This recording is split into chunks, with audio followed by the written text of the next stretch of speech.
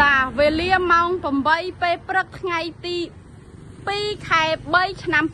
2026នេះគឺជាសភាពចកអាសូឡាដែលខាងខ្ញុំរៀបចំជូនពុកម៉ែបងប្អូនអញ្ចឹងសម្រាប់បងទាំងអស់គ្នាដែលចង់ទិញចកអាសូឡានេះយកទៅឲ្យមឿនទាបង្កបង្គាខ្យងកែបកោត្រីស៊ីបងប្អូនអាចធ្វើការកម្មងបានប៉ុន្តែមួយសប្តាហ៍ទៀតបានអាចលក់ជូនម្ដងទៀតបានដោយសារតែចករបស់យើងវាត្រូវការពេលវេលាក្នុងការលូតលាស់តាមអាយុជាក់ស្ដែង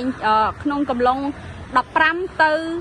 20ថ្ងៃទៅវាមឿមទឿមល្អនេះគឺសុខភាពរបស់វាល្អទៅខាងខ្ញុំដាក់ជូនណាបងប្អូនគឺឬវាចាប់ដើមចេញពណ៌ទុងដែងហើយចាអញ្ចឹងបងដែលយកទៅដាំសភាពចកបែបនេះគឺលូតលាស់ល្អអត់មានបញ្ហាអីទេចាហើយសម្រាប់បងដែលបានទិញពូជពីខាងខ្ញុំទៅ